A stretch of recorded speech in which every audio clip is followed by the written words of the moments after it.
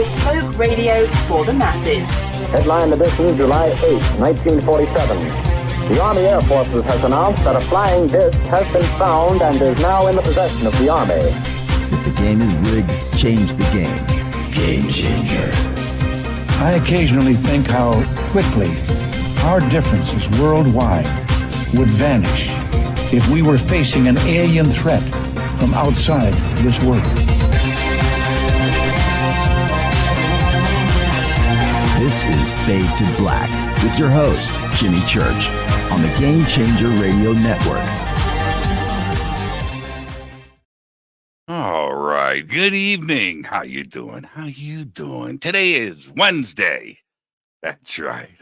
Wednesday, August 26th, 2024. I'm going to say it loud and clear. Let's do this, man. Yeah, Walter Cruttenden is with us tonight. We've had another great week on the show. Monday, Mark Carpenter was here, the Nephilim. Last night, Grant Cameron. Whoo, what a conversation last night. That was, and Grant and I have done a lot of shows and events together over the years. Last night was, that was one for the books right there. That was an amazing conversation last night. Tonight, Walter Cruttenden is here. We're going to be talking about science and spirituality. It's going to be a pretty deep dive. And I posted in the chat, okay, take notes, pay attention, kids. There's going to be a pop quiz a little bit later. Tomorrow night, Brandon Masulo is with us. We're going to be talking about ghostly encounters and ghost and his theories and ideas about what is actually going on. It's going to be a good show tomorrow night. Brandon Masulo is here. Now, starting next week, I'm going to be gone. I'm heading to Alaska.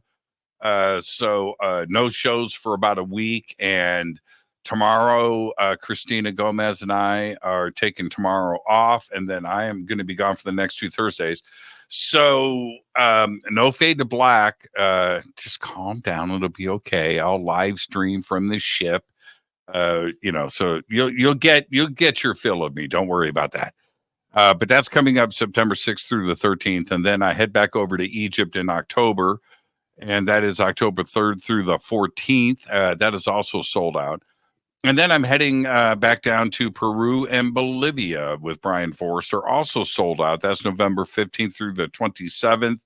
As everybody knows, I do this, just about every year where I go out and get some research done and head out around the world. So between now, I just have to make it to December.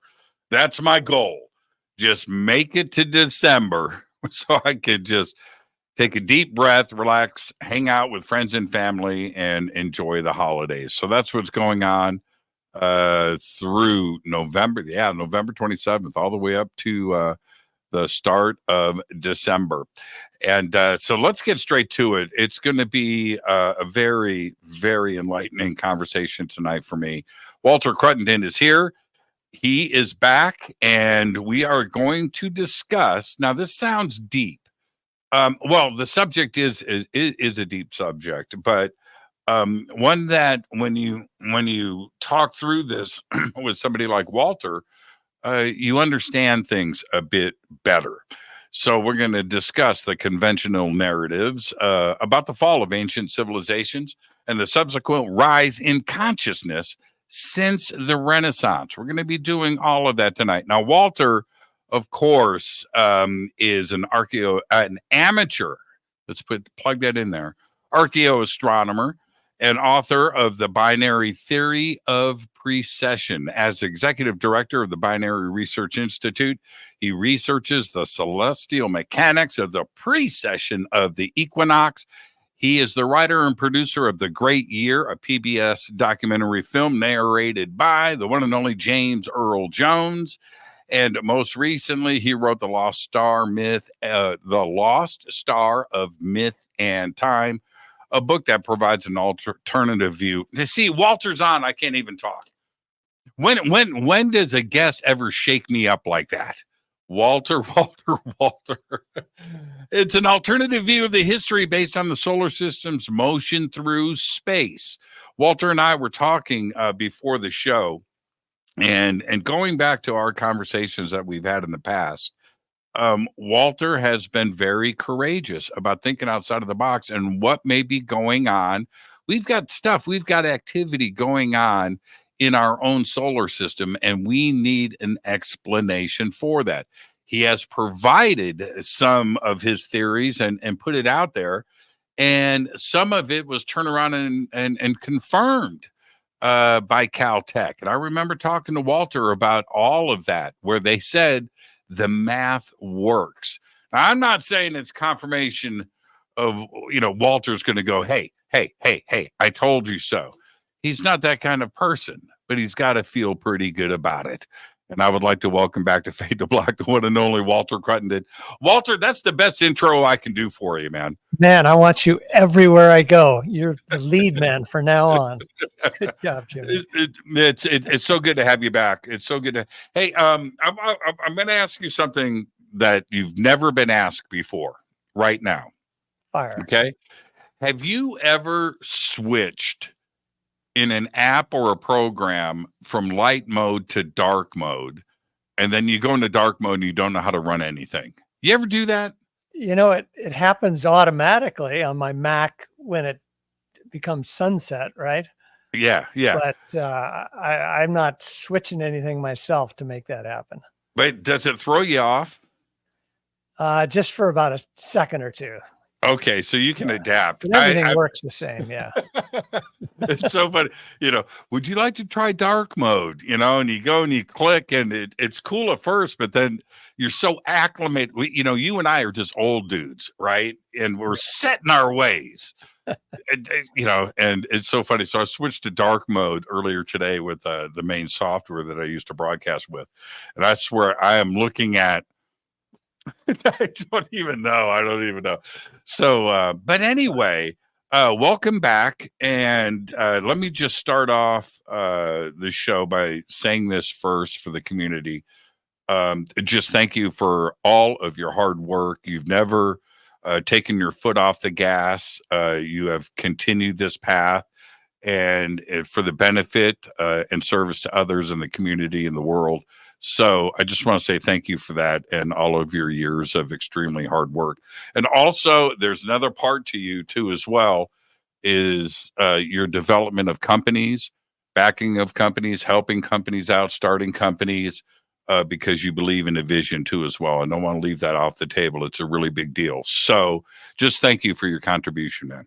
Well, I appreciate that. And, through this process of looking at ancient cultures and bringing all these authors together, we talked earlier about Graham Hancock and John Anthony West and Robert Schoch and others. It's enjoyable to just meet these guys and hear all their perspectives. And I've gained a whole new understanding of history myself through this process. And so we're having our next conference coming up pretty soon, the Conference on Precession and Ancient Knowledge that we do just about every year. This one's in Northern California. And you mentioned science and spirituality in the opening. One of our lead speakers there is Joseph Selby. Has he been on your show? Yeah, I had him last week. Actually. Oh, great. Isn't that interesting? Yeah, he's amazing. I love that guy. Yeah, he's amazing. Yeah, and he's got a new book coming out. I think his last one was The Physics of God, and this new one, he's kind of looking at what life might have been like in the higher ages, and that's one of the themes of our next conference on this topic. See, and this is why, and Selby and guests like that, like him, for me, it's really strange.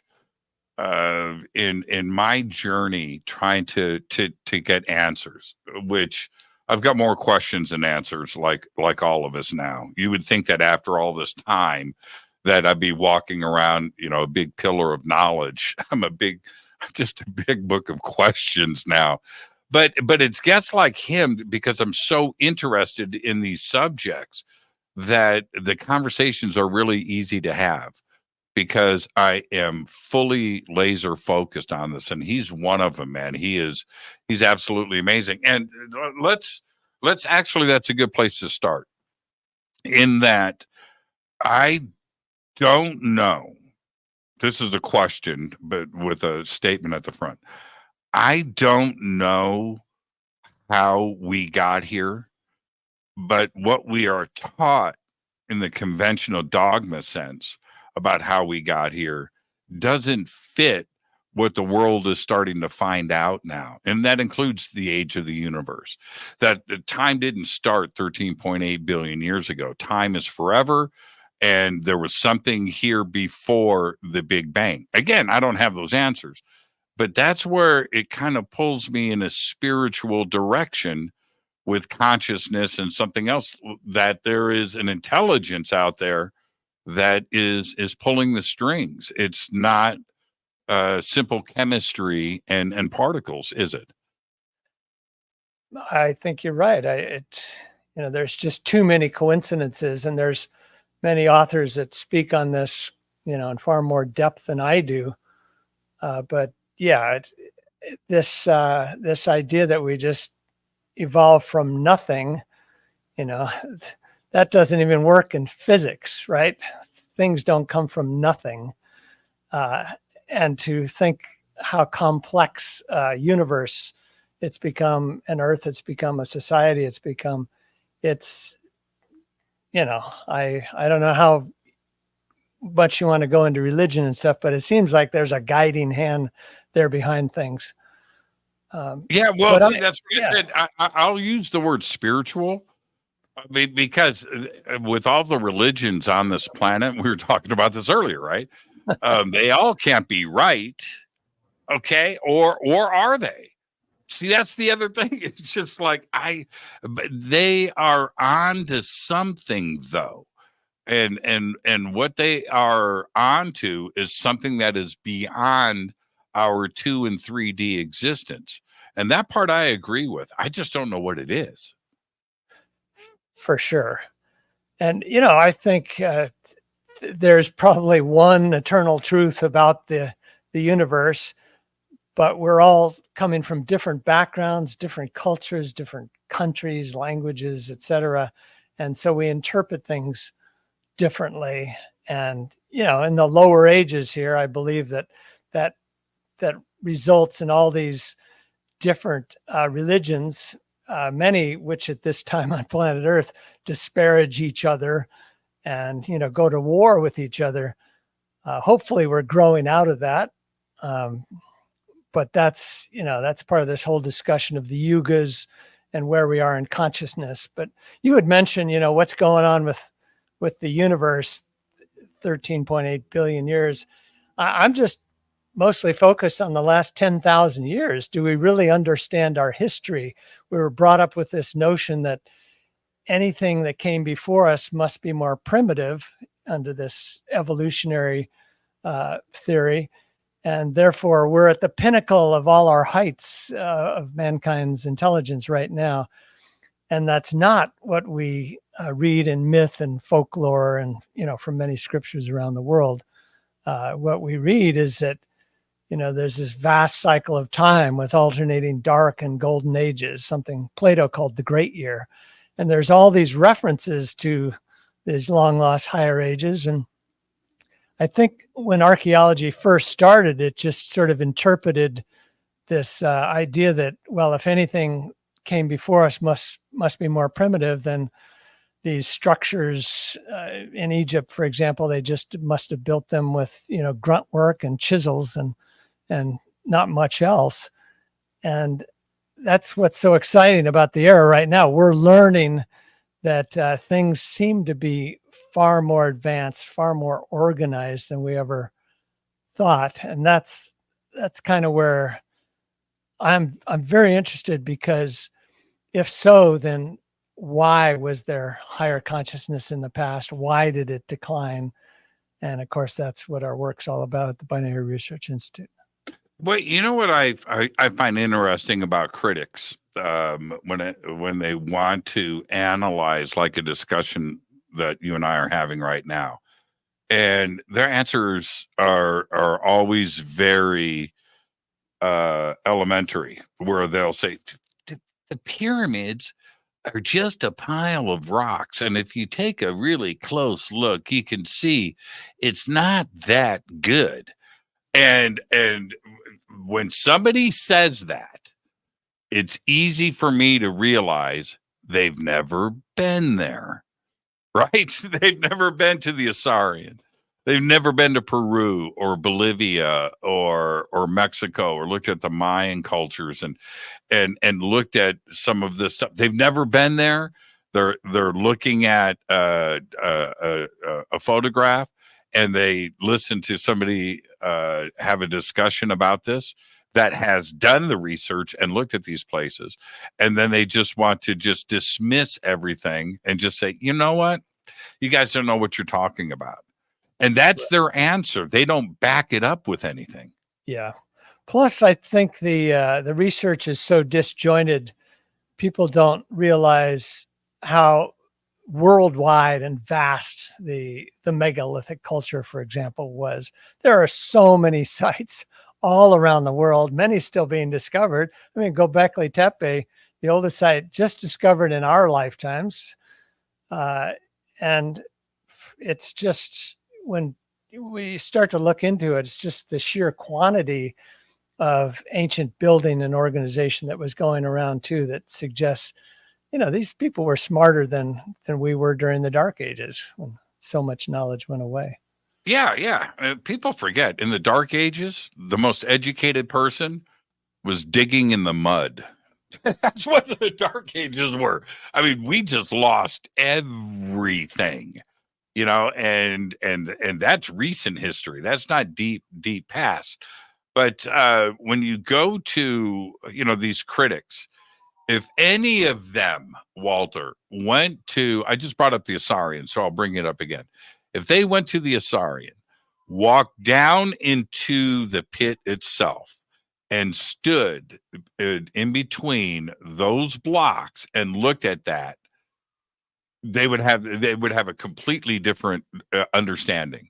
Because when you look at something that is 20 feet tall, 15 feet square, granite block, right, 20 feet tall, and then there are 10 of them perfectly placed, bigger than your house, right? Bigger than your house. And you're going to just tell me that they just moved this and they just put this here. Now, I'm not saying I have the answers, but that is crazy town. And somehow they got it done, and they were much, much smarter and much more technically advanced than we are being taught. The dogma is so prevalent that it becomes truth, right?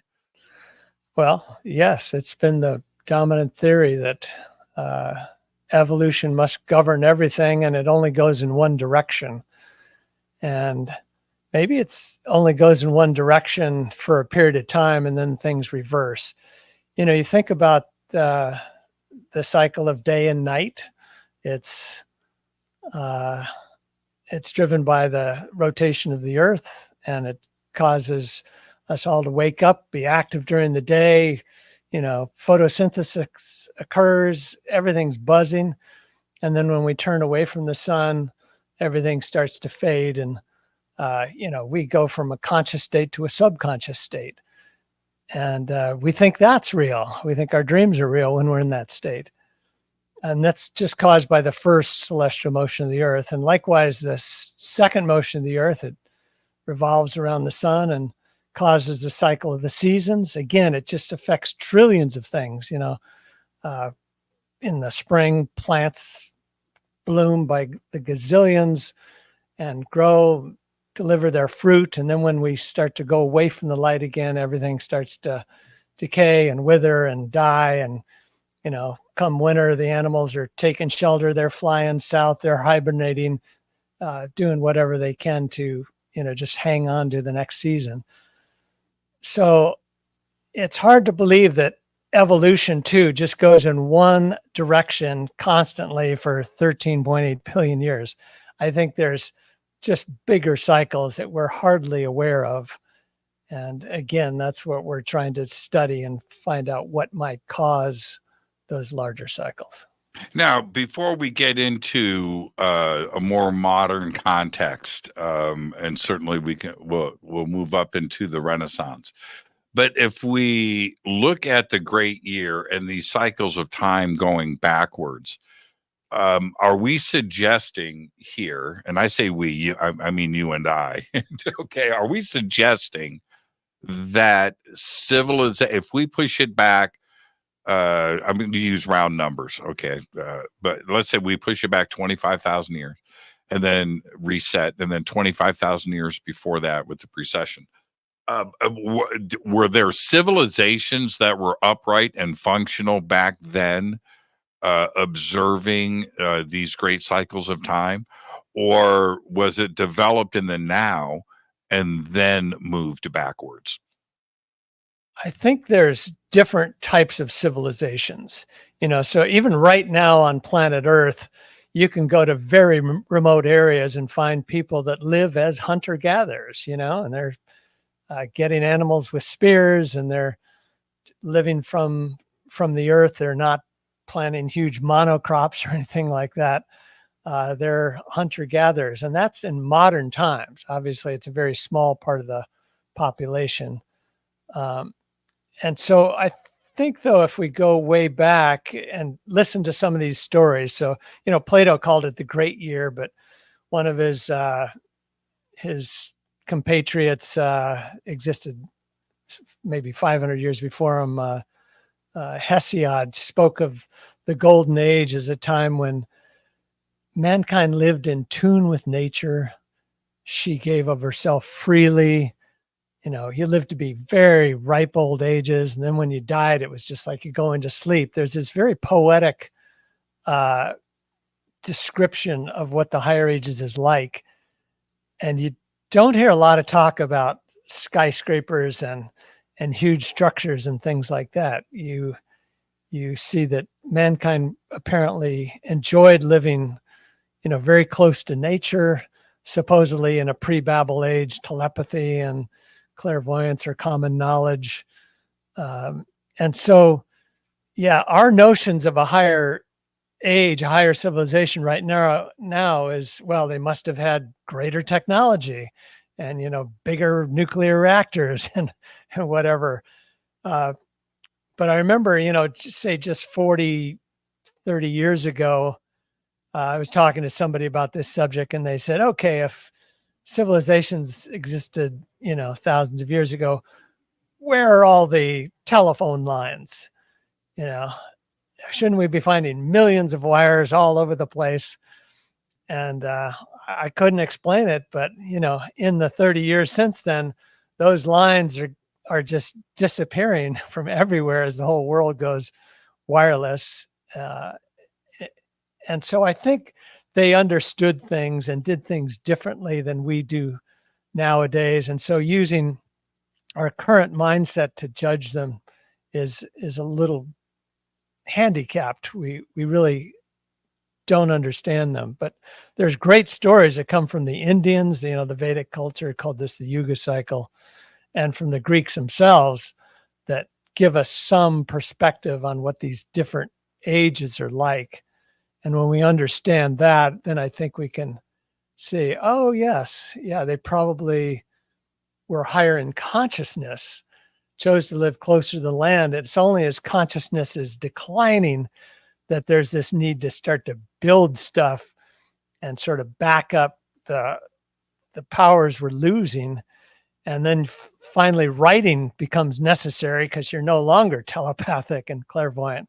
And I know that's kind of a wild idea, but that's pretty much the Yuga theory.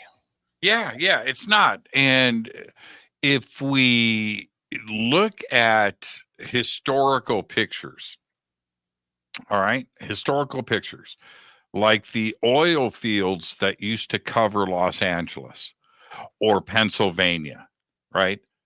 All of that industrial, the smokestacks, the giant steam powered factories with those huge boilers, the coal being transported That's all gone. That Yeah. doesn't exist anywhere anymore. It Yeah. was only here for a very short period of time. We're only aware of it because of historical documents called photographs. But other than that, we don't have any memory of that. Right. You know, and yeah, you're absolutely right. Very soon, the evidence of, you know, what it was like when you and I were kids. Let's be the old guys in the room for a second. So some of the kids in the chat won't have a concept on this, but we used to have this thing called telephone poles. Right? Remember those? Don't have those anymore. Sure enough, yeah. I grew up near Huntington Beach, and we had oil wells all over the place. And this reminds me too, when we look at finding aliens with a program like SETI, we're looking for radio signatures in the spectrum that we use now. But we'll probably only use the spectrum. We didn't use it up till 100 years ago, and we'll probably 1900. Yeah, we'll be beyond it in another couple hundred years. So it's odd that we think that is the signature of intelligence, remote intelligence that we need, when it's us that we don't understand. They may have concepts of communicating and transporting that we can't even conceive of right now. Can you even get a radio in a car today? I think you can. Yes, you can. Are you sure? Are you feeling confident about that? I'm not so sure. I don't use it. I tend to use Sirius satellite radio. That's it. Yeah. It's much better. But yeah. It's all digital signals, and I think I drive a new Jeep. There's an antenna on it. I've never used it. I've never used the radio in there. I suppose there is. Yeah. But and think about that. How briefly CDs were here. I mean, that was just a brief window in time. 13.8 billion years. CDs were around for about a week. It's true. I remember, we were actively investing in companies. I was in the venture investment banking business, and we thought, oh, this is all the rage. It's replacing audio tapes. And you're right. It just didn't last very long because everything is streamed now. Of course. Yeah. Everything. DVDs. I'm embarrassed to say this. I have got cases of DVDs in my garage that will never be opened again. I'm pretty confident in that. Unless there's a big solar hiccup someday, and then you might need to go back to them. Maybe. Well, so what would an ancient culture, right? I mean, a future culture. Let's go 50,000 years in the future. Okay. And some archaeologist is digging around your old house in Huntington Beach, right?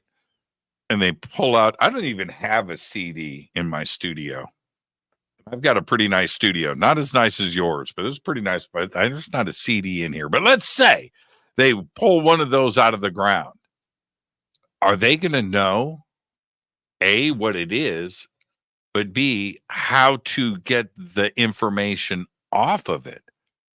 It's got to run at a certain RPM. You've got to have a laser pointed at it, right? A very specific technical data set to retrieve that information. And that's lost to time, just like anything in our distant past would be, like how the pyramids were built. We don't know. Right. It would be kind of the same thing, right? I think so. And so that's a great segue there into, what were the ancients doing when they were building so many things out of stone? It's a heck of a lot easier to build out of wood or out of smaller stones. Why use massive stones for a several thousand-year period? Why did they do that? And one of our why? Yeah. Well, let me ask one of our you. Scientists at CPAC, this Conference on Precession and Ancient Knowledge, we do, John Daring. He's a pretty crazy physicist, so he's always thinking out of the box. And And he reminded me that, that we store information in silicon, essentially stone. And technically, any stone out there can pick up vibrations around it, and those vibrations are embedded in it. Now, it's so subtle that we don't even have the instruments to pick up a conversation that happened, say, near the Rock of Gibraltar 1,000 years ago or something like that. We wouldn't know how to get that out. But perhaps, there's some quality to these large stones that ancient cultures knew something about that we have lost or will better understand again in the future, that makes them receptacles for information. And so possibly in a telepathic or clairvoyant age, we're going to find out a lot more and realize, oh, these things are like CDs. They do encode a lot of information, and there's our whole history. And it may not be just in the stones themselves. It might be in the alignment of the stones and several things like that. So again, it's sort of an out of the box thought, but why on earth would they build with such cumbersome building products when it's really not necessary? You would think a less primitive society would, build with something easier. So maybe possibly go up and touch a megalithic stone and receive an image or hear something from the distant past. That's been maybe possibly. Wow, I love that. I love that thought. I love that thought. I mean, now, but that's another segue. Thank you for that. Let's segue right into that. Why don't we have more scientists and physicists thinking this way? Because they won't publish your papers. Science. What's the old saying? It progresses one dead scientist at a time.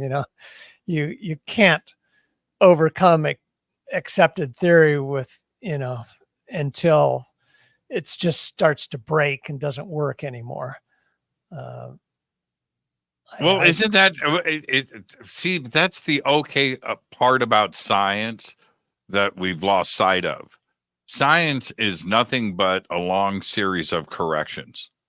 That's all it is. That's all it is. Yeah, it's true. It's true. That's it. You have to have, honestly, if you're a physicist or you're a scientist, you're a biologist, a chemist, and you're working on stuff, you got to have some pretty thick skin, because somebody younger is going to come along and change your, you know what I mean? And right. You have to be able to deal with that. It'll stand for a while, right? But that's how we progress. It's just a series of corrections and learning this. That reminds me of the whole Copernican story. He was coming along just as the Renaissance were getting going, late 1400s, early 1500s. You'd had the great clockmaking era and things were starting to unfold a little bit.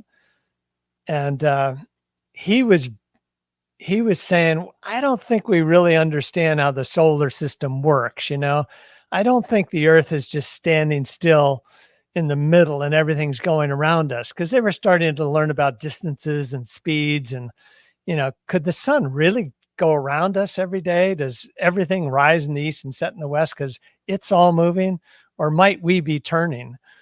And he had the writings of an ancient Greek almost 2,000 years before him, Aristarchus of Samos. This is a well-known fact.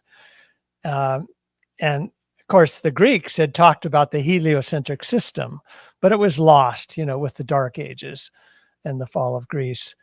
And so he had these writings and he was thinking, well, maybe the Greeks might be right. And he brought back the heliocentric system and explained, the basic notions that, things don't all go around us. It's just that we're rotating in space, and that's why everything goes around us. So everything doesn't have to move at these incredible speeds.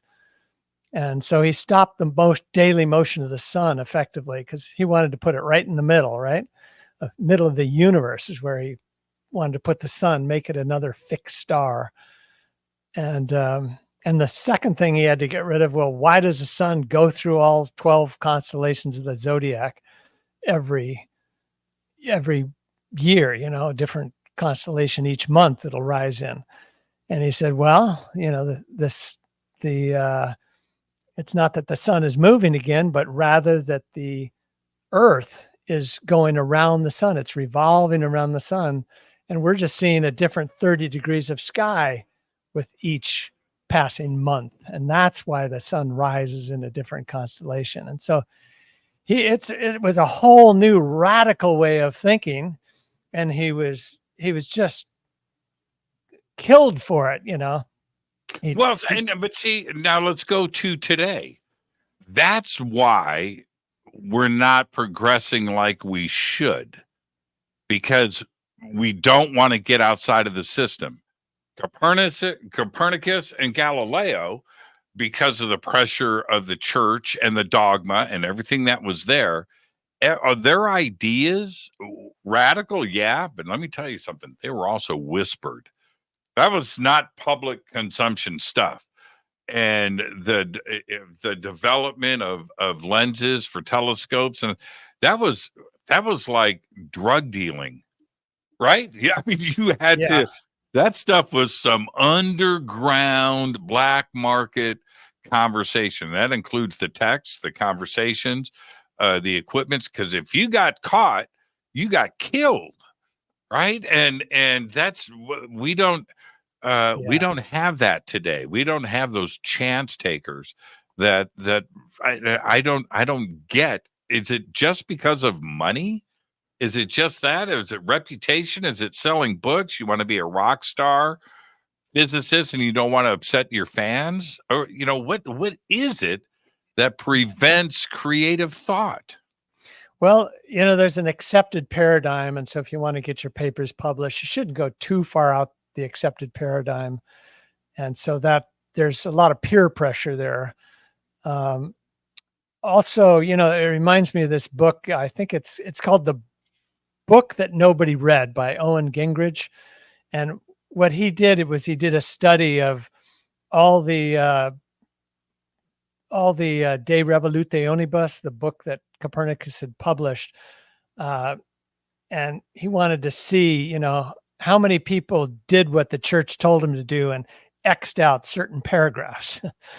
And so he thought he'd only find a few dozen copies. He ended up finding 600 copies, in museums and private collections around the world, this sort of thing. And in there, he found Galileo's copy. He found Kepler's copy. And there's notes in the margin. And almost nobody is doing what the church tells them to do and crossing out the things. They did find 2 copies that had the crossouts in them, and they were both from the Vatican area. So, they were being watched too closely right there, but everybody else kind of was putting the pieces together themselves by the time that Copernicus had published. And Galileo's copy, they even have, he's doing astrological charts in the margins of the book, because paper was pretty valuable at the time.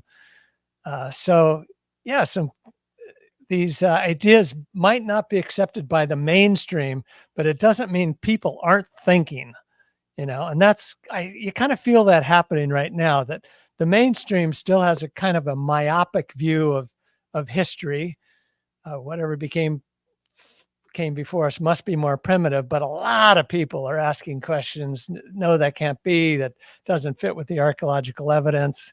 What are the theories and so, that's why we're talking. That's why we have these conferences and stuff, even though we're not widely accepted yet. Yeah. Well, I'm not scared. And that's the other part. If you look at that period of time, paper was valuable for sure.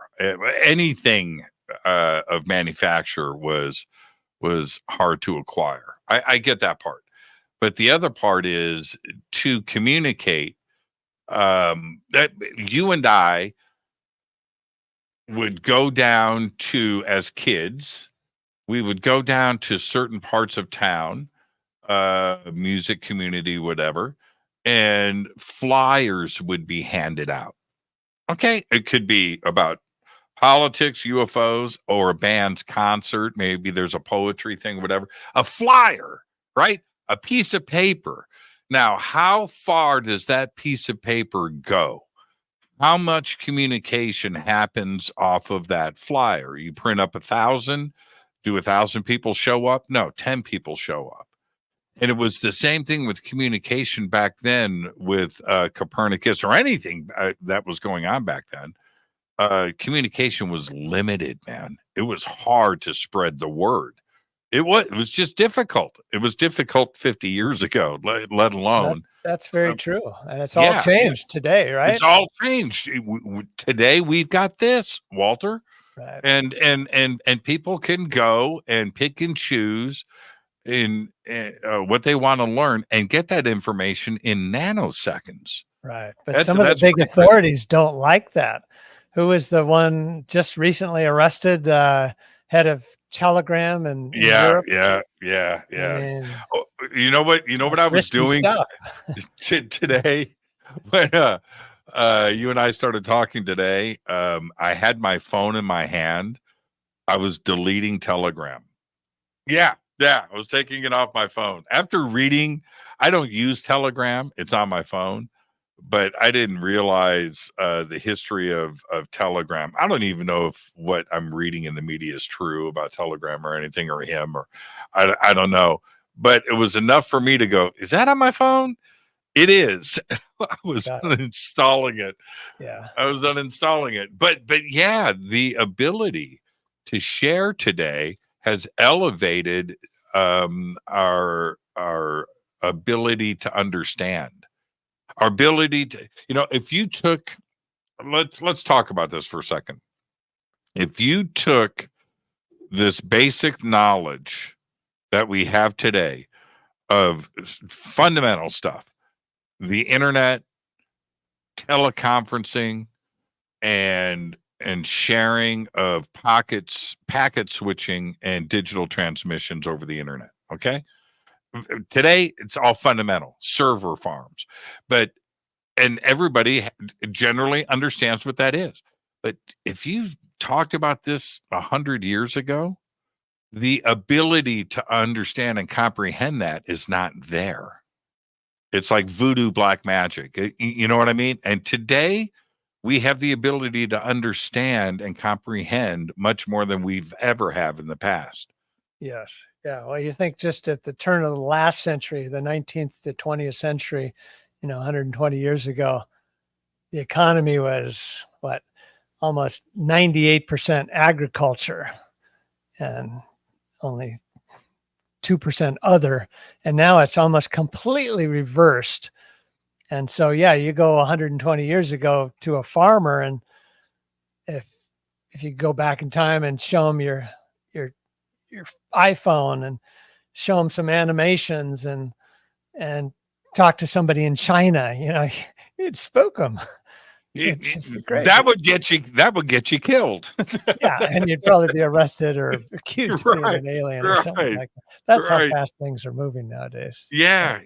It's so interesting because just these basic ideas and going back just a short period of time and discussing this, just the going back and telling an economist, go back and talk to like the Rockefeller or one of those industrialists, right, in 1920 or 1870, the railroad barons, right, and go back and go, okay, now check this out.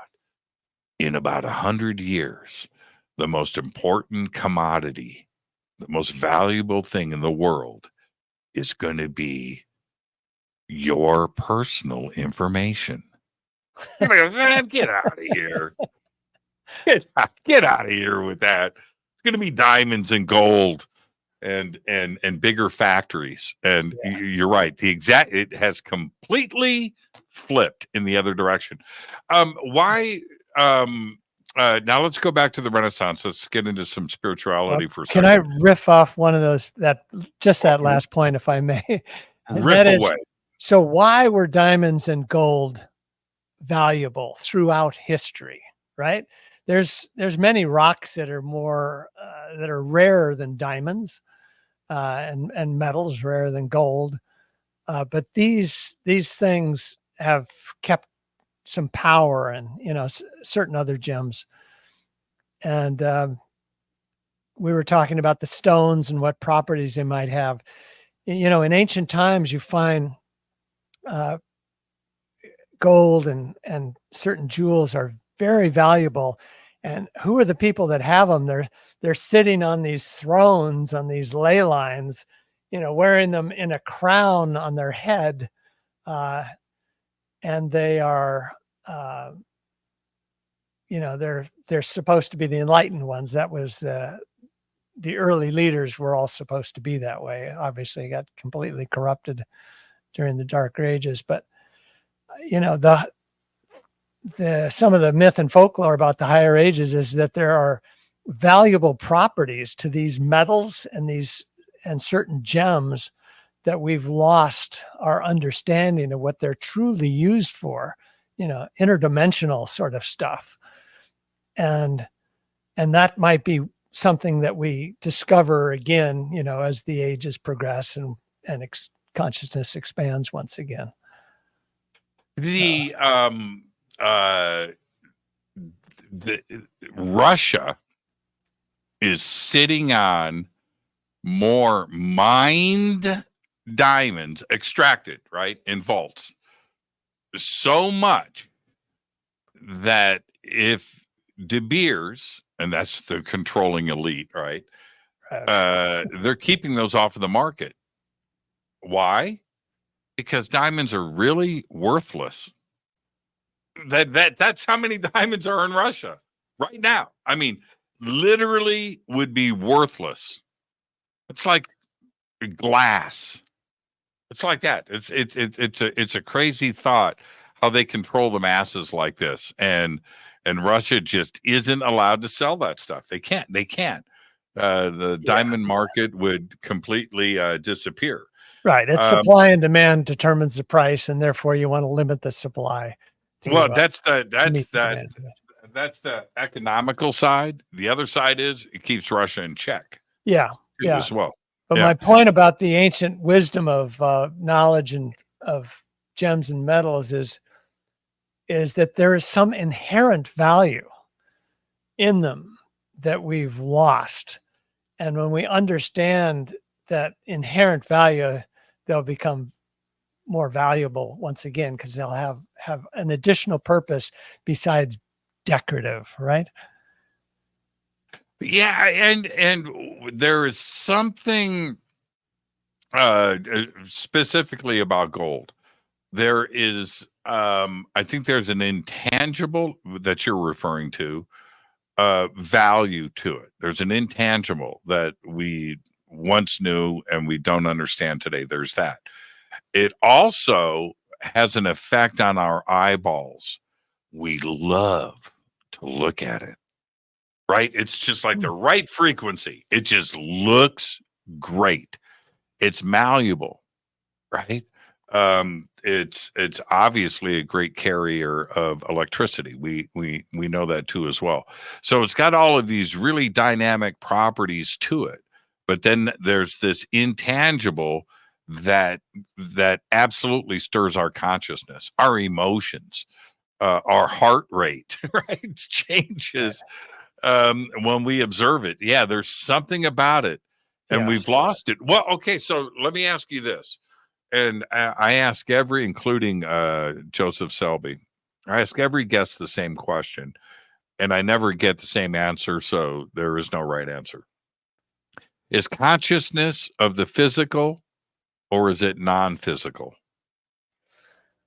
I believe it's non-physical, that you are conscious whether or not you have a body, whether or not you live in the physical universe. In Eastern Sanatana Dharma, this eternal religion thought, they believe that there's we have three bodies and there's three universes. There's the physical, which we're all very familiar with, and it's a little fragile here in the physical universe. And then there's the astral or the energy universe that is behind all physical matter. And physicists would agree with this, that all matter has a lot of energy in it, E equals mc squared. And then behind the energy, this is an even higher age thought, there is consciousness or the what they call the causal universe. It's all ideas. And so, yes, I believe that consciousness transcends the physical. And that's why, things like near-death experiences you read about, I love these things. I don't know if you've had many of these people on your show, but there's so many similar experiences where when people are out of their body, it's just not working anymore, their consciousness is expanded. And just because they're not breathing or their heart isn't working for 20 minutes or however long it is, they're not losing thought. They're actually super aware of what's going on. And so, yes, I'm a strong believer that consciousness exceeds just the physical realm. And why does science struggle with that? Does science struggle with that because they can't control it? Right? They can't repeat it. No laboratory, no testing, nothing physical. You can't measure it. Is that what is stop? All scientists will agree that they know if they love pizza or not. Right? That's consciousness, right? Right. And the way that you just laughed right now, some physicists actually laugh. Most don't. But they, you know what I mean? They all have emotions. But they struggle with the conscious discussion. Yes. And I think, when you understand these yugas, so let's just talk briefly about just the Greek idea. They called it the iron, bronze, silver, and golden age, the golden age being the highest. We can't even understand it from where we are now because we've just barely come out of the Iron Age. And so the Greeks called it the age of man, the age of the hero, the age of the demigod, and the age of the gods. That equates to the iron, bronze, silver, and golden age. And so in the age of man, which we were solidly in before the Renaissance, you can only perceive things through your five senses. So you have no knowledge of electricity, magnetism, electromagnetic waves, all the subtle realms. You can see the light from the sun, but you don't realize X-rays or gamma rays or ultraviolet or infrared or anything. You're like blind in the age of man. And it's only since the Renaissance that our empathy, our intuition, our consciousness is waking up a little bit that, wow, there's all these different realms and we can develop technology to see tiny things that we didn't even think were there, or to see massive things, gazillions of light years away that we didn't realize were there. And so as our consciousness expands, we develop these tools to go farther and see farther. And the next stage is even more advanced, more powerful. And so right now, we've barely come out of the dark ages. So it's no mystery why so many people question whether consciousness is just something emitted by the physical body and then goes away when the body dies, because we don't even have the consciousness to understand that concept. We can barely understand, subtle energies, not to mention matters of higher consciousness. But it will become a more accepted idea the more our consciousness grows, if you think this idea of the yugas is correct. Well, isn't there basic evidence for anybody with 3 letters following their name or whatever, right? That have, these professionals, isn't the dream state or deja vu or any of, isn't that proof of enough for them that something else is going on and it's worthy of study? I mean, every kid, you know what, for a scientist or a physicist to come on this show and say that they've never thought of somebody and then the phone rang and it was them. They've all had that happen. Right? Yeah. Yeah. No, telepathy is real. It works, whether or not we're aware of it or not. But in the age of man, the material age, we're taught that, unless you can prove it through a laboratory, a test tube or something, it can't be real. It has to be proved to be accepted. And we don't have the consciousness to go beyond that right at this moment. So they do experiments like weighing a person before he dies and right after he dies. You've read about these things to see if the soul has any weight. And, if it has weight, then they would give it some credence. But I mean, that's kind of a ridiculous notion because I don't think consciousness has weight. There was going back, I forget what it's called. You may know the term. But up until like the turn of the century, 19th century, not the 21st century, 19th to the 20th century, that the soul entered, it was electricity that entered the body and then gave us our soul and consciousness and personality. They had a name for it. I can't remember. And this was like an accepted medical theory and concept. And I mean, it's the science behind this movie called Dr. Frankenstein.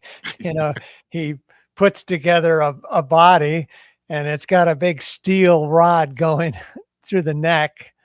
And when he hooks up the electricity to it, he's alive. He's alive. and we're going to take a break here in just a second, but you brought up a really, really good point that I love discussing and exploring on every show. But you brought up Robert Schoch, you brought up Jaws, and certainly Graham Hancock and others. Robert Bivall was amazing, and DeLubitsch, you Schwaller, you can't leave him out of the equation. And he's probably one of the progenitors of the catalyst, the beginning of the soup being, the chili on the stove, right? Right. Waller, is that if we look at this deep part of history and what professionals, and I'm talking about archaeologists, anthropologists, geologists, all until recently, until Göbekli Tepe, nothing was part of the discussion before 3000 BC. That's it. And it's Mesopotamia, it's Sumer, it's Giza. There's nothing else. There is no discussion here. Before that, it was hunter-gatherers, and that's it. Everything started at 3000 BC. And then friggin' Göbekli Tepe pops up in 1995. And it's 7,000 years before, not a week before, right? Not a year before, 7 millennia before Giza and ancient Sumer. And that wasn't enough to change the discussion. But clearly, doesn't Göbekli Tepe represent thinking and upright advanced civilizations? I think it does. Yes. Yeah. Well, it's like the boiling frog. There had been some discoveries, when I was a kid, they were saying roughly, there wasn't anything before 5,000 years ago, not even the wheel. And slowly but surely, they're pushing it back. Every 10 years that I get older, they push it back 1,000 years, and then 2,000 years and 3,000 years. And then finally, Göbekli Tepe was a huge step in pushing the whole clock back. but they're slow to rewrite the textbooks. And so if they don't have a context for it, remember, you don't have a context in the purely linear Darwinian viewpoint. So you have to say it's like the Antikythera device or the Babylon batteries. It's an anomalous artifact. It's an anomalous structure, and they just don't know how to fit it in. That doesn't mean much more than that. Right. And it's like Occam's razor. Isn't there something because of Göbekli Tepe that is very simple? It's non-trivial. It's very simple and easy to discuss. It's huge. That if there's one Göbekli Tepe, there's a lot more to be discovered on this planet. Göbekli Tepe isn't the last, and they're finding more in that area. But there's Central, South, North America. What if we found something like that in Canada? I mean, that would just absolutely flip everybody out. But just like you were talking about, what evidence of a civilization would we have if we disappeared tomorrow? What would be around to see in 100,000 years on this planet? Nature will take over. You're going to have to dig really, really deep to find evidence of you and I. This right here, this right here, right? See what I'm doing? See what I'm doing? Yes. See what I'm doing? That's some pretty cool technology, right? This they'll never find this in 100,000 years. It's true. These cameras, this studio, right? This coolness, this will be buried underneath 5 miles of molten, solidified rock and forest and ice, right? And that's really the bottom line with all of this, I think. Right. But these new discoveries do at least foster a little conversation. I remember I went to that geologist meeting. When was it? In 92 in San Diego. Well, when Schock spoke. 92, right? He gave his presentation, and there was just a bunch of disbelieving archaeologists outside of the conference, but inside the conference, it was only geologists. And they thought, well, this makes perfect sense. They didn't realize it went against the archaeological paradigm. And Schock couldn't point to anything like a Göbekli Tepe because it hadn't been found yet. Not for 3 more years. As a matter of fact, I can't believe that you were there. John Anthony West told me, probably on this show, John Anthony West said he chose to have Robert up there by himself, and so he sat out in the audience, right? And he observed. And they both given I was me with their... John in the audience. Yeah. You were with John in the audience. Okay, so man, I didn't know. All right, so you were there, and I've discussed this so many times. What was the mood? Was Robert a little flustered? Was a lot of pressure coming down on him. No, I wouldn't say he was flustered at all. There was maybe 75 people in a room that probably held 100, 120. Right. So it was mostly full. And he was just one of many talks. And he said, I've looked at this Sphinx enclosure. This can't be just pure weathering. It has to be, rain-induced subsidence of the limestone. And he talked about, what type of limestone it was versus other types of limestone and how quickly it erodes with water erosion. And it was all a really matter-of-fact type of discussion. And yeah, he's not a dazzling presenter. He is nowadays, but back then he was pretty conservative and just kind of going through his very minimal paper. And when he finished it, there were just a couple of questions. Nobody really connecting it to the fact that it has to predate the whole or change the whole archaeological paradigm. And so within that room of just geologists, it was pretty much accepted. And it was only when you get outside of that room and days and weeks and months later that people start to say, well, this can't be right because it goes against all this Egyptology science for these many years. And so ever since, it's been a controversy. And he didn't have a Göbekli Tepe to point He at. didn't have that. He didn't see, and that, and 3 years later, right? And that was in 92. 3 years later, Klaus Schmidt and Göbekli Tepe was announced. Had Robert and Jaws had those bullets in their revolver in 92, it's a totally different discussion, because that's exactly the position that everybody took back then, which was show us something else and we can talk about it. But right now, anything before 3000 BC doesn't exist. So you can't push this back to 10,000 BC.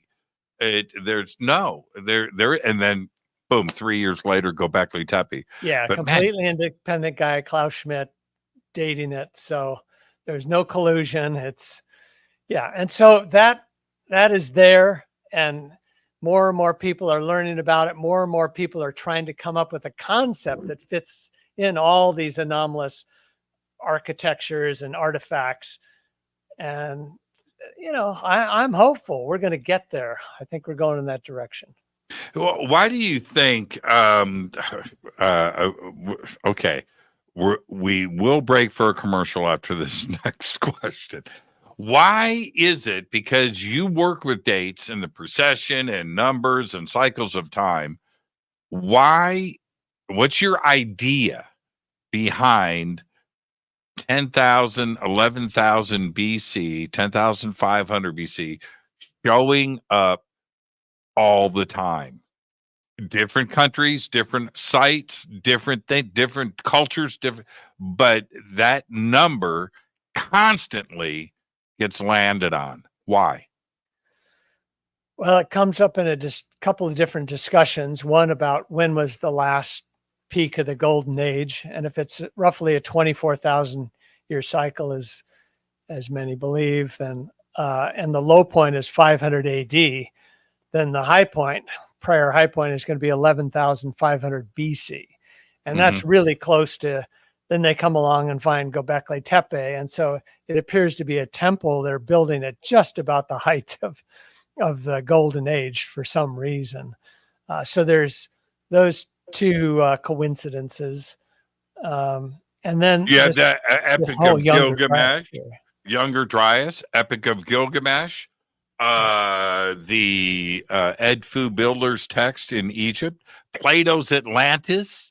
Right? Yes. It's just like everything just keeps landing right there. And I understand the end of the last ice age, but it's all the other cultures and the creation myths and the knowledge from above, and it all lands right there at that window, including the Great Sphinx lining up with Leo. It's well, if the higher ages is actually induced, somehow by our two stars getting closer together, just as, we talked about the cycle of day and night and the cycle of the seasons are induced by celestial motions, and these change consciousness and behavior in dramatic ways.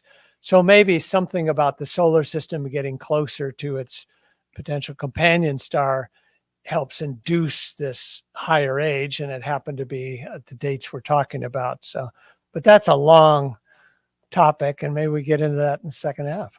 Yeah, let's do that. Our guest tonight, the one and only Walter Cruttenden. This is Fade to Black. Stay with us. We'll be right back after this short break.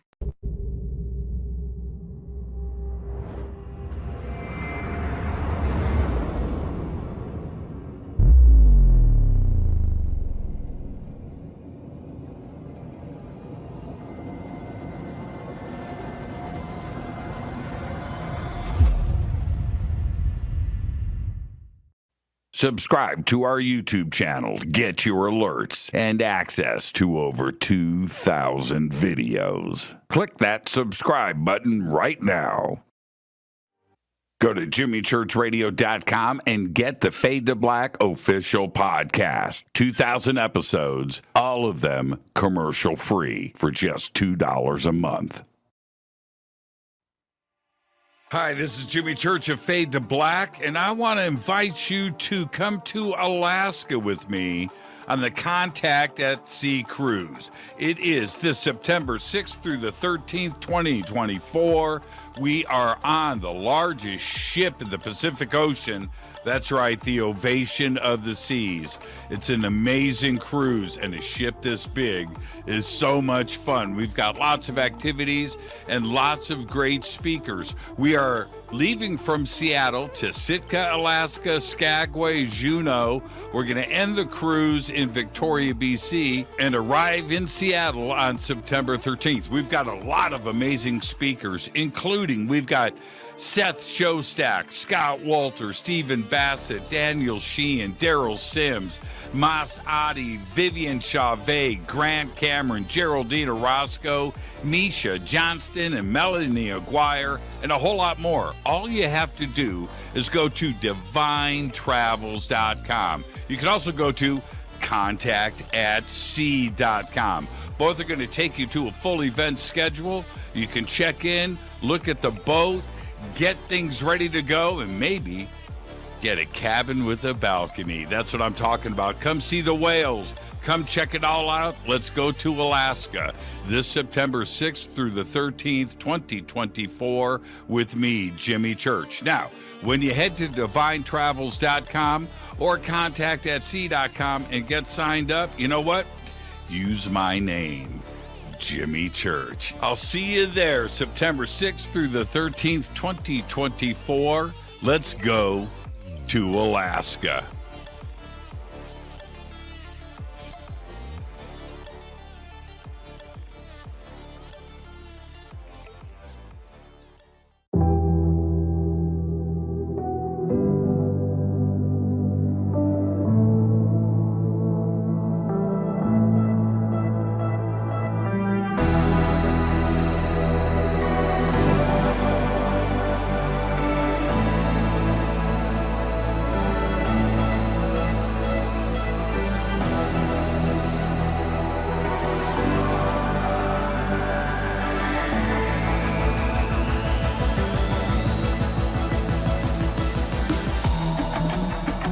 This is Jimmy Church. Please visit and explore Egypt this October 3rd through the 14th, 2024 with Billy, Elizabeth, myself, and very special guest and the #1 podcaster in the world, Sean Kelly.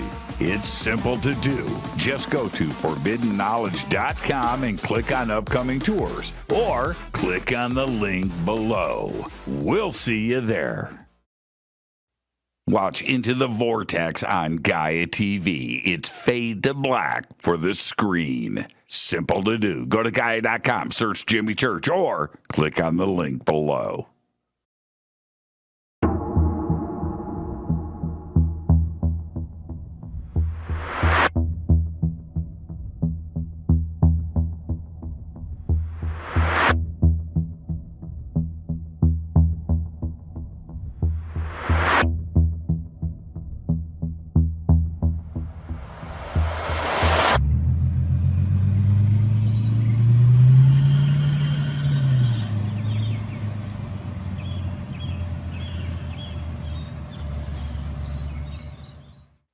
Follow Fade to Black on Twitter at JChurchRadio. Get all of the show updates every single day. It's now called X, but who cares? How you doing? Jimmy Church here. Special announcement. Get your Fade to Black t-shirts. That's right. Help support the show. Help support everything that we do over here. We've got 2 t-shirts. We've got 2 ways to get them. Get your Fade to Black t-shirt today. Go Beckley Teppy. Go to jimmychurchradio.com and become a Fadernaut. Get a membership. That's right. Everything is commercial free. You have access to downloads, and you get to call yourself a Fadernaut. River Moon Coffee, makers of the Fade to Black blend. Truly the best coffee on planet Earth. Just visit rivermoonwellness.com or their Amazon store. It's all simple to do. You can check out the Fade to Black blend, the Game Changer blend, or any of their Black Moon Wellness products. It's the only coffee I drink. It is the best, and it's Doc. Again, rivermoonwellness.com.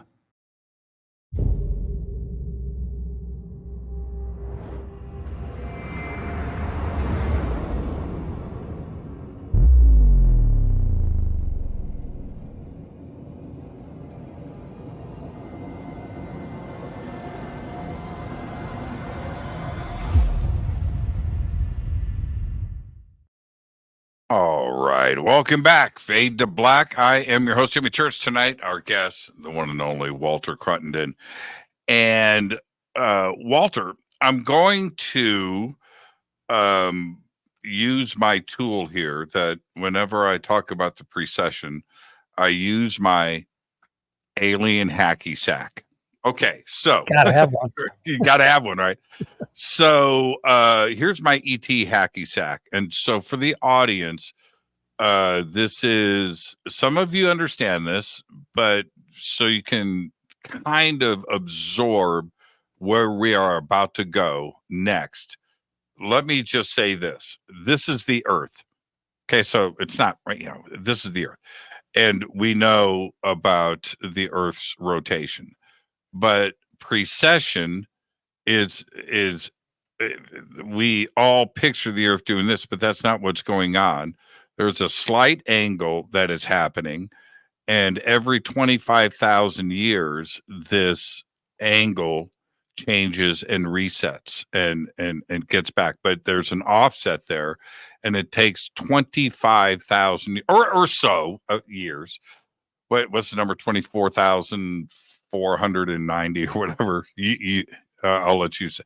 Anyway, so but in order for this to happen, it is your idea that there must be something else causing this, possibly another star or some other mass, solar mass out there to cause this gravitational shift that happens every 25,000 years.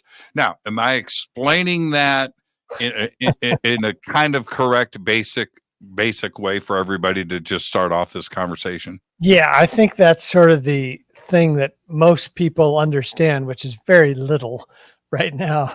And so let me just try to simplify it a little bit, because it's confusing, because the observable of precession, sun moving across sky at 50 arc seconds per year, is supposed to be caused also by something called precession, the axial wobble. So the observable has the same name as the supposed cause, and it just gets a little weird in the definition. But remember how we said that Copernicus wanted to fix the sun at the center of the universe and bring back the heliocentric system versus the geocentric system that had been prevalent through the 1,000 years of dark ages before him. And so he stopped the sun's daily motion by saying it didn't go around us, just the Earth rotates. He stopped the annual motion of the sun, moving 30 degrees through a different constellation each month through the year by saying, no, that's just the Earth revolving around the sun. And he had a third thing he had to stop. And that is, if you only look at the sun on the equinox, you will see that it goes backwards by 50 arc seconds per year. And at that rate, it would take about 25,920 years, if it was exactly 50 arc seconds per year every year, to complete a cycle. So he wanted to stop that motion of the sun too by explaining it as just an Earth motion. Because remember, this was a time when nobody believed that stars could move. And so he did that by saying, aha, the Earth must also wobble the axis, so that when we see the equinox against a different background of stars over time, it's not because the Earth or the sun moved. It's because the axis wobbled, changing the place of the equinox. So I hope that wasn't too technical, but that's what precession of the equinox is. The equinox moves, precesses, goes backwards instead of processing like the normal calendar progression of the sun. It's going the other way, retrograde, by 50 arc seconds per year. So he had to explain that and said it was all due to an axial wobble. Now to do that, and then we'll move on quickly here, but I have to ask a very basic question at this point. That type of measurement, how is that done 500 years ago? You know what I mean? It's not a stick in the ground looking at the shadow and measuring it every single day, and then teaching your son and your grandson how to measure this. Or maybe it is something like, but how do you measure that small of an increment that takes, it's 72 years, right, for 1 degree? That's correct. Yeah, exactly. How's that done? That's a lifetime. Right? Yeah, it is to a measure lifetime. 1 degree. But remember, they're measuring stars' motion of just a couple arc seconds per year. They were pretty good at basic astronomy. And, if you're looking from a fixed point and the same fixed point, then you start to notice things shifting. And they really needed to know this because when you navigate back then, before you had radio, radar, computers, GPS, you needed to know the position of the sun exactly, especially if you're going on a long journey. Say you're going from Australia to Hawaiian Islands or something. You're going to miss that little speck of an island you're shooting for if you don't know the position of the sun. And so that's why people needed to do precession calculations and actually measure it. So they were good to within a few arc seconds per year. It goes back to Hipparchus at least 100 BC or so. Without telescopes too. That's the other. It's we're so dependent on things today. Just basic things like a mechanical watch, right? And a chronometer and all that were developed for navigation, right? And but we have those. They didn't have those tools back then. Yeah, they had very simple stuff, astrolabs, and ways just to measure the position of the stars. And yeah, it's a lot cruder than we have today for sure, but it could get you within a few arc seconds, believe it or not. Well, they did do it. They definitely did do it. And it wasn't just the Greeks.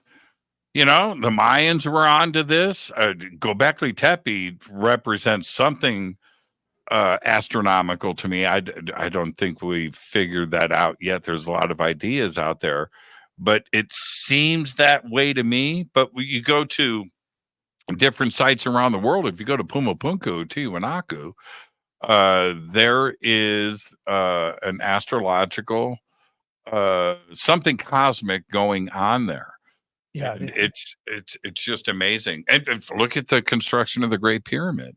Right. The ancients are wonderful sky watchers. And yeah, the Great Pyramid is aligned almost perfectly with the Earth's axis, north, south, east, west. And even then, there's a slight little crease on each face of it that people weren't even aware of until 100 years ago. They sort of rediscovered that, oh, yeah.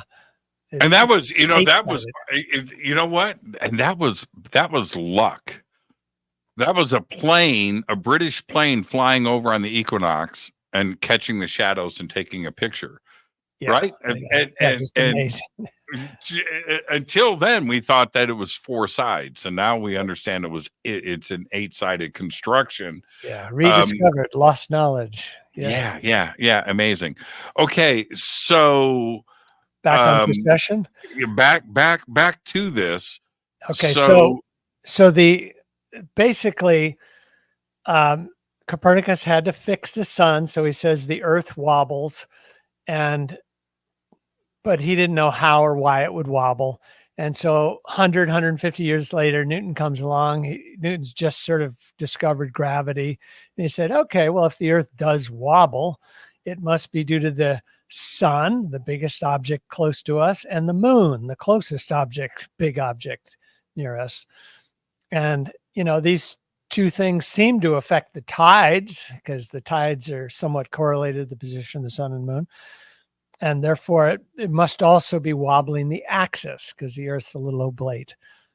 And so he put forth this theory, this equation, and 50, 100 years go by, and people are looking at it and say, it's not quite working. We should add some more things in. Maybe we add in Jupiter and Venus and Mars and a couple other things. And another 50, 100 years go by, and they say, it's really not working again. The precession rate is speeding up. And so they added in a bunch more stuff. And the precession formula got very, very complicated. So instead of just two things, the sun and the moon, you now have about 3,000 things that are in the formula. This is, all asteroids and comets and anything that's ever gone by. Mm-hmm. And so nobody is really paying attention to it anymore. And in fact, after, radios and radar is developed, you don't even need to do precession calculations anymore.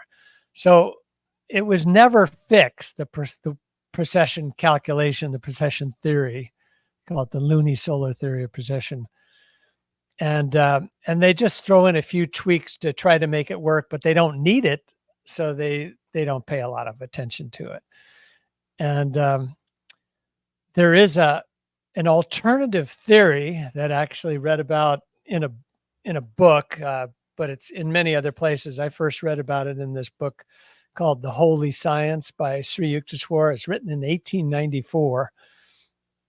And he says that the Oriental explanation for precession is that it has nothing really to do with the axis wobbling, that it's actually the sun moves, and get this, because the sun actually moves. And so when I read that, I said, wow, that's interesting, and who's right?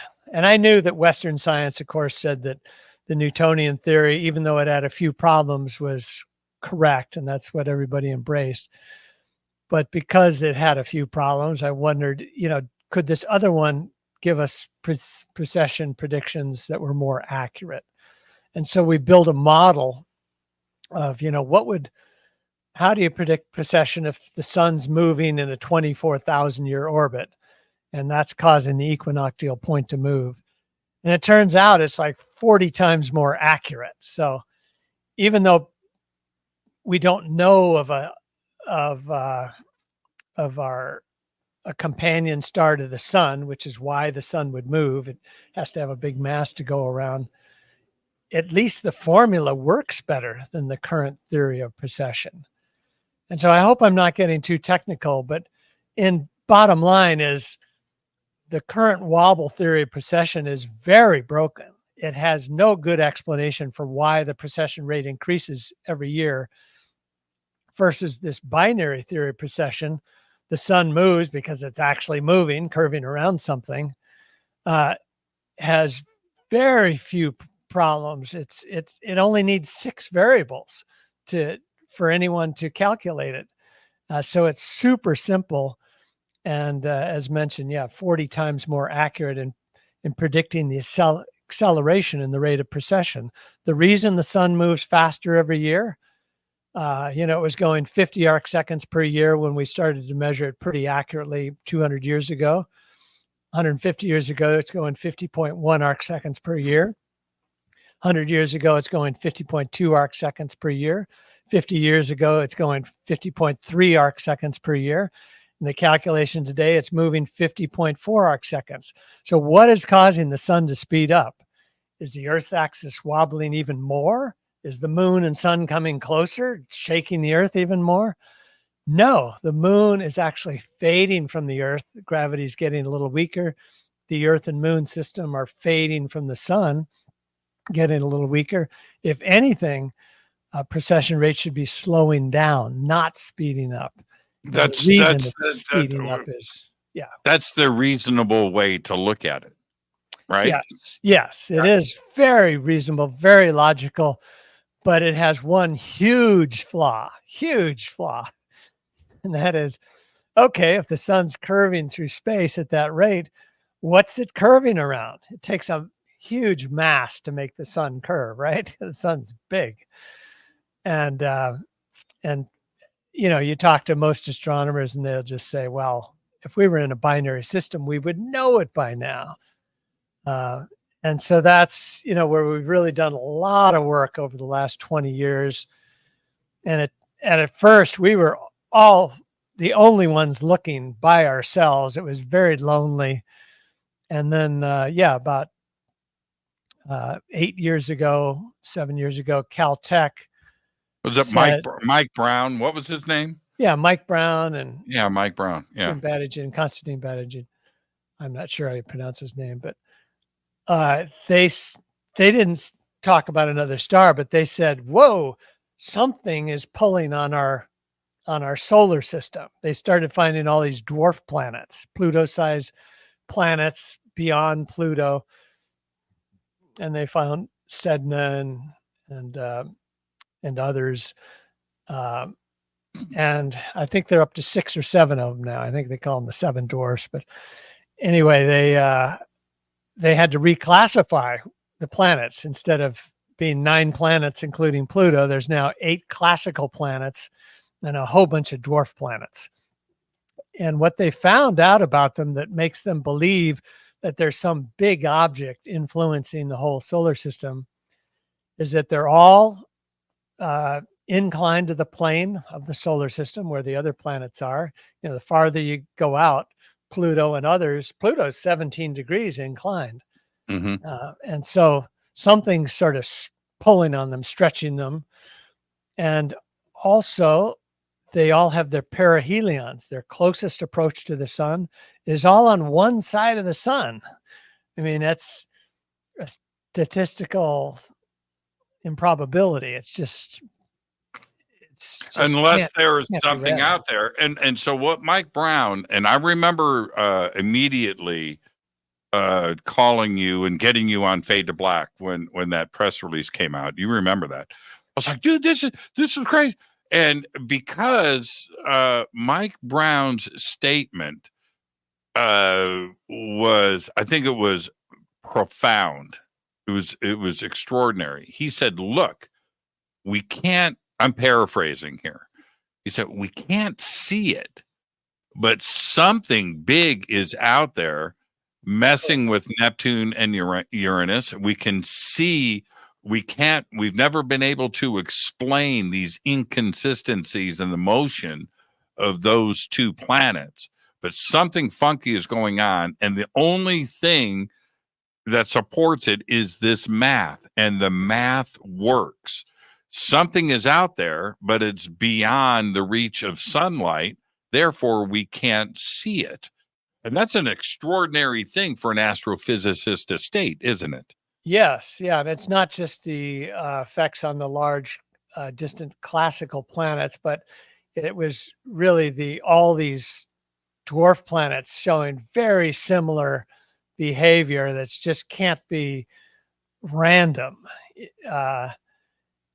And so, he says, did you sit back? I remember asking you, this is on the phone call, but I remember asking you, are you happy about this? Are you going to start yelling and saying, look, we've been talking about this all along? And you went a little bit conservative on that. But how did it make you feel to have Caltech come out and go, yeah, there is something out there? Well, so they're not looking for another star. They assume it's a planet. And so I was just happy that somebody's looking for something, because I was about to think I was going crazy, right? Right. So thank God people are looking for something. They realize there's a large mass affecting the solar system, as we've long said. But I'm also delighted that they haven't found a planet, because they should have found the darn thing by now. And it's true that, it's probably, they think it's very faint, very dark. It could be towards the galactic center, and there's a lot of noise there. But we have instruments today that are just fabulous. Telescopes are so much better than when we found Pluto, Neptune, Uranus, etc. They're thousands of times better. Computers are thousands of times better. And we have many different ways of looking at large swaths of sky, small spots of sky. And still they haven't found anything. And so I do think it fits that, yeah, there might be some more dwarf planets out there, but I don't think they're going to find the big mass they're looking for, because I really believe it is actually another star that's outside the solar system. Okay, so we know our closest star system to us, Alpha Centauri, is 4.5 light years away. Could that be the binary that you're thinking of? And that's binary, by the way. Right? Yeah, no, it's actually a triple star system. It's a triple star system, yeah. As you know, 80% of all stars are in binary or multiple star relationships. So the sun being single is an anomaly itself. And we were talking about this earlier, but this is a non-trivial point. When you started talking about this, the binary discussion was considered fringe, right? That was like pseudoscience. And now today, it's the exact opposite. Do you think? Well, obviously, every 10 years somebody kind of brings it up in the mainstream. I mean, beginning with Richard Muller in the 1960s at Berkeley, he was trying to explain why there seems to be a periodic extinction of the dinosaurs. And he said there must be a very distant companion, and it comes by every X million years and sort of plows through the Oort cloud and sends all these comets and meteors that impact the Earth. And so that was one of the first theories that was sort of taken seriously, that there might be something there. So there, I just ordered the Holy Science, by the way. Amazon is just wonderful. I swear. While you were talking, I've got the hardcover. It's going to be here in 2 days. Oh, fantastic. Great book. And I cannot wait. Just the introduction, you can find all this stuff I'm talking about. So I cannot wait for this. But okay, staying on this, I think you briefly touched upon this, but the sun itself also is rotating around something. It is not the center. It's also in motion. It's doing an orbit too, and most people don't understand that. What would be causing that, and is that the possibility of a companion situation? So one, if you talk to other astronomers, could we be in a binary star system? They'll say, we would probably know it by now, because the sun would be curving through space. And I say, well, the sun is curving through space, but you just think it's all due to the Earth wobbling and the sun doesn't move, because that's what Copernicus told us. That's what Newton told us. We know now that suns and stars move. They're all moving tremendous amounts, actually, much faster than the Earth moves around the sun. But there's this strong paradigm that, oh no, the sun, it's all because the Earth wobbles. And so we've been able to do a proof that has to do with the moon. It's a little complicated, but so I won't get into all the details. It's on our website at the Binary Research Institute. But basically, if you really study the motions of the moon, which is a witness to the Earth, right? The moon goes around the Earth as the Earth goes around the sun. It tells us that the Earth wobble is constrained to no more than about 2 arc seconds per year. So at the very least, 48 arc seconds. 95% of the sun's motion is real motion. It's not just apparent motion. And so that kind of opens up the idea, okay, well, then the sun is curving through space. Now, what is it curving around? And that's why you went to Alpha Centauri, and I'll offer a couple other possibilities. Yeah. Give me one. I mean, I you know why I go to Alpha Centauri? It's easy and it's close, right? It's something to consider first. Give me another idea. Right. Yeah. On Alpha Centauri. So it's a 3-star system, Alpha Centauri A, Alpha Centauri B, and Proxima Centauri, which is actually the close. So I think you gave us the average 4.4, 4.5 light years, whereas Proxima Centauri is about 4.2.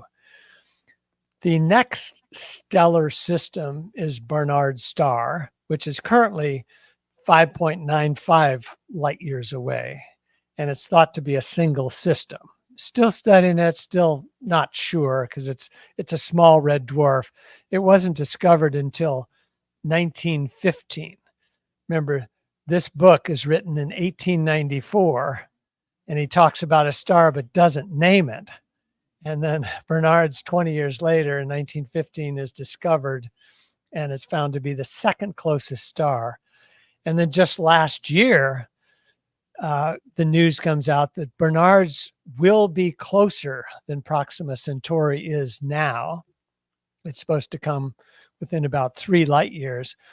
But because Barnard's mass is so low, only about a seventh, 6th or 7th of what the sun's is, that our common center of mass, the point that the sun would go around when it circles with Barnard's star, is actually will come within a light year, even 7/10 of a light year close to our sun. So that makes it all the math work so that our sun can go around the common center of mass with Barnard's star in roughly 24,000 years. And so it all kind of fits. And I can give you a few more fun data points, and then I'll give you one con that is keep going. I'm okay. Taking notes. I love this. Okay. So another good data point is you ask people about Barnard's and they'll all say, well, not only will it soon be the closest star, it is actually the fastest moving star in the sky right now. And that's interesting because it's going fast enough to, get around us and complete this orbit in 24,000 years. But you ask people, well, why is Barnard's going so fast? And there's 2 reasons. One common reason is, well, it's a close object, and anything close appears to be moving faster than something farther away. I can move my finger like this, and it'll move faster relative to my reference frame than a jet speeding by way in the distance. That'll hardly seem to be moving. So yes, Barnard's appears to be the fastest moving star in the sky, much faster than any other star. But you compare it to Alpha Centauri. Alpha Centauri is even closer than Barnard's at 4 light years, versus 6 light years, just rounding. Shouldn't Alpha Centauri be moving even faster than Barnard's? No, Alpha Centauri is only moving at 1/3 of the speed of Barnard's. Well-known, very accepted fact. And so there's some other reason that that Barnard's is moving so quickly. And so talking further to astronomers, you can find a little chatter on it out there. Why is Barnard's star moving so fast? Some believe that it might have come close to another star sometime in the last 10, 20,000 years, and it got a gravitational boost. Mm-hmm. We send satellites far out into space by giving them a gravitational boost. We'll send it close to Jupiter or close to Saturn. And close to Earth. Close to Earth, right. Give it that kick. And that's how Voyager got way out there and how Pioneer got way out there, etc. But here's the thing. If it had a gravitational boost in the last 10, 20,000 years, even though it's still moving very fast, it should be decelerating right now. But latest papers show Barnard's star is actually accelerating. It is going faster and faster each year. And so if it's a gravitational boost, what is boosting it? Well, what direction is it moving in? It happens to be moving straight towards our sun. There's even an article on the internet you can find that says, will Barnard's collide with the sun? And it's very exclamatory type of article. So it appears that our sun would be the thing that accelerates Barnard's, which only would happen if they're in a gravitational relationship. So there's a whole bunch of factors that point at it as being a logical companion star, and except for this one drawback. The con. Okay, let's go. Okay, here's the con. The con is there's something called escape velocities, right? If we send a satellite into space and it's moving too quickly, it won't hold its orbit. It'll just fly out. And so things have to be moving at the right speed to not fall in or not escape. Be cast away, cast a boot of their mass. And so, mainstream astronomers will acknowledge, okay, Barnard's will be our closest star. It is the fastest moving star in the sky. It is accelerating. It will come right towards us, and it will fly right past us because it exceeds escape velocity. And therefore, it cannot be a companion star. But there's a huge exception to this escape velocity thing, and it's called dark matter. If you look at our galaxy, there's a whole bunch of stars on the fringe that should have all just flung away by now. And because they haven't flung away, and people have tried to explain this going back 50, 60 years, at first scientists said, well, there's got to be a lot of dark matter, big planet-like masses we can't see, but they're out there. There's enough of them that they're holding all these stars in. And then when telescopes were developed good enough in the last 20, 30 years, well, they didn't find all this planet-like mass. There's no huge dark mass, massive objects, macho dark matter went out the door. So they came up with WIMP dark matter, weak interactive particles. And they thought there must be just huge quantities of neutrinos or something that's that small that we really can't see, but soon we'll have the instruments to be able to detect it. And they've built all these great experiments to find WIMP dark matter, and they haven't found anything, and so that's kind of failed. So there's something, they want to hang on to the existing theory of gravity because it works so well right around Earth, but they need something to explain how larger structures work. And so it could be that, our interaction with another star, starting to work on interstellar scales, that it could be that dark matter somehow comes into play. And for some reason, this thing won't just fling by us, but it'll actually be bound to our system. So that's my hope to counter. And these discoveries, it's really strange. You would think that with all the radio telescopes and all the telescopes, I have a nice telescope. I know that you do. And that's all we've done is look at the night sky since the dawn of man. And I think it was last week or 2 weeks ago, I love going out at night with my telescope and my binoculars and my night vision and just look. I live in the Mojave Desert. You know where I live. I live in Palmdale, and I've got a beautiful view of the Milky Way every night. So I go out there and look at stuff, and I don't have a total firm grasp. I've got very smart friends that can go, that's that, and that's that over there, and that's but check this out. 2 weeks ago, it was announced that Regulus is 2 stars, Yeah. not 1. Yeah. And I love Regulus, man. You cannot help but just fall in love with it. It's just right there. That triangle, that thing. It's just part of Orion's belt. Yeah. It's just amazing. It's 2 stars. Yeah. It's not 1. Yeah. They also found that about Polaris sometime in the last decade or so, that it's also a companion star system, a binary system. So yeah, it is the norm out there. And if people just accept this slightly different view of precession, everyone would be looking for it because they'd realize the sun's curving through space. But what's happened in astronomy today is there's nobody that kind of looks at the big picture that's taking a holistic view of it, or very few people, I should say.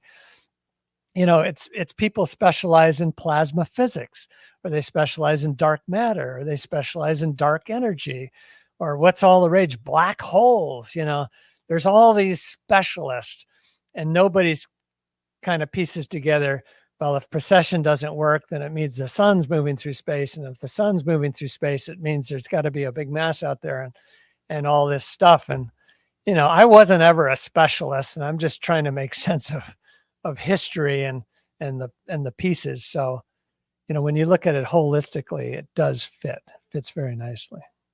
It reminds me of the movie Don't Look Up, when Leonardo DiCaprio, he's a professor, right? He's of astronomy at Michigan State. He's a Spartan, right? Okay. So anyway, but he's talking to NASA's Planetary Defense group, the manager, which is a real organization, by the way. And but he goes, "Where are you?" And DiCaprio goes, "I'm a professor of astronomy at Michigan State. I study gases and dead galaxies. You've probably never read my stuff," right? but that's an example of that, right? These specialists in these very narrow fields, instead of looking at the big picture. And if we go back to recent history, where Einstein considered space and the universe to be static. His words, static, nothing's moving. And it took Edwin Hubble, right? Mount Wilson, exactly, observing with his assistant, by the way. And if she wasn't doing the real work, right? Hubble's looking through the telescope. But anyway, they find the movement in the stars, and that the universe is expanding. And Einstein said, I'm going to use a bad word. Einstein goes, "I'm calling bullshit," right? So Hubble says, "Come on up." So Einstein goes up to Mount Wilson, and it's a famous picture today, right? He's looking through the telescope, and he goes, "Well, the universe is expanding." Yeah. And they thought these little smudges within what they thought was the universe, our galaxy, they thought that they were just some sort of messy little gas globular clusters, things like that. And then they realized, no, those are other Milky Ways. Those are other galaxies. And not only that, sir, but there's thousands of them. There's bunches of them. And then since we've developed better and better telescopes, there's just trillions of them. I think the latest estimate is something like 2 trillion galaxies out there. And you're right, they're all moving away from each other, which, according to our current theories, it takes a tremendous amount of energy to move all these masses away from us at accelerating speeds. How do you explain the acceleration part? It kind of goes against the second law, thermodynamics. It goes against that, where it's not. I mean, I think suns in a weird way go against entropy. If you look at it in the short term, that they're very stable, right? but eventually it gets out of control and entropy takes over. But when we look at the expansion of the universe and that it's increasing, and that at the edge of the observable universe, the expansion is exceeding the speed of light, and it's not slowing down, right? So where's the energy coming from? And is dark energy just a simple way of explaining this away because everybody's kind of scared of not understanding what's going on? Yeah, well, just like you invented dark matter to keep the laws of gravity, because otherwise you got to say gravity doesn't work. The math doesn't work. Right. And so nobody wants to say that. We're back to a chaotic universe. So same thing with if everything's going away from each other, it can't just happen for no reason, because you're right. The entropy effect, stars die out, atrophy, get farther from each other. Gravity should be decreasing. Everything should just be slowing down and dying, right? And just the opposite is happening.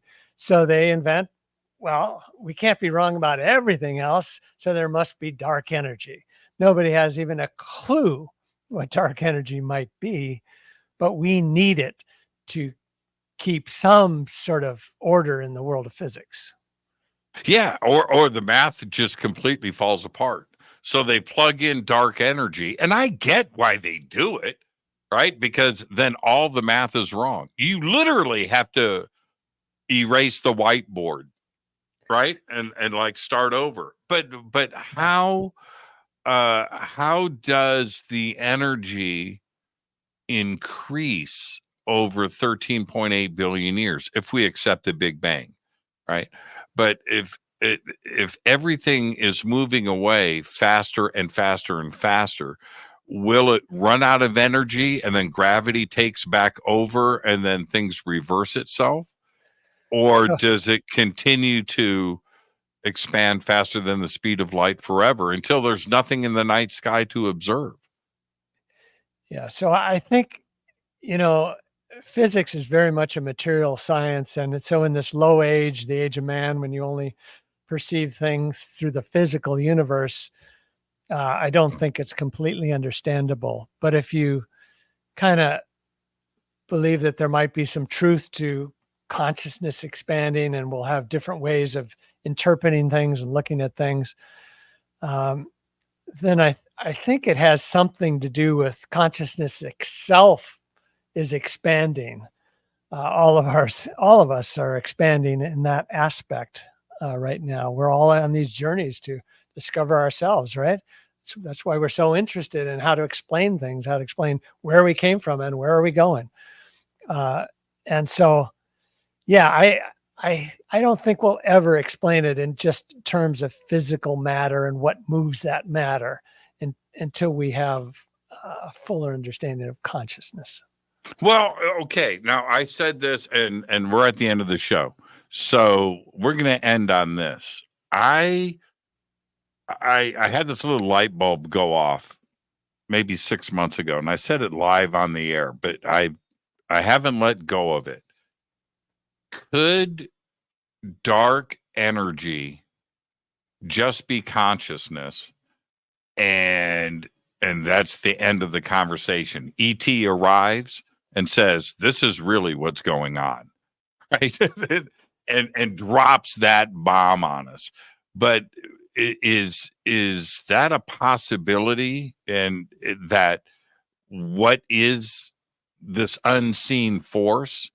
Could it just be something that simple, that it could just be consciousness and that's it, but we don't understand that yet? I love that thought. Not only to explain the physical universe, that, because that gets around the need for lots of laws, right? If it's just consciousness. I don't think we understand what that means to say it's just consciousness. Right. But I think our current concept of is that physical matter isn't really real. It's energy, and then tinier than the energy is thoughts, and it's just constructed of consciousness.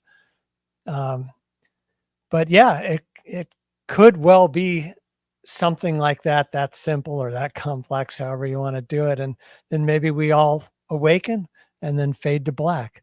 Who knows? Walter, you're the absolute very best, man. And where can everybody chase down your work, and also information about the next CPAC conference?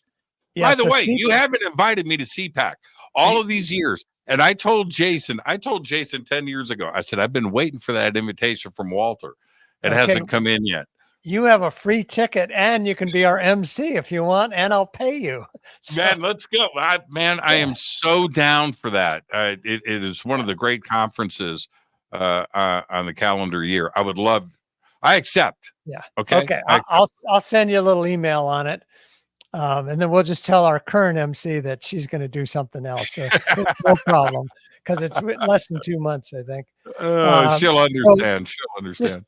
Viewers can go to cpaconline.com. That's cpakonline.com. And if you forget that, Conference on Precession and Ancient Knowledge, they could also go to the Binary Research Institute website, or Lost Star Productions, our production company, and check that out there. But thanks for listening, man. It's always good talking to you, Jimmy. It's always good talking to you, Walter, and I look forward to our next conversation. And I want to remind everybody, I put up the link for the Holy Science, and our moderators have got that up there, but also binaryresearchinstitute.org. The links are up in the chat and also in the description below and over on our website.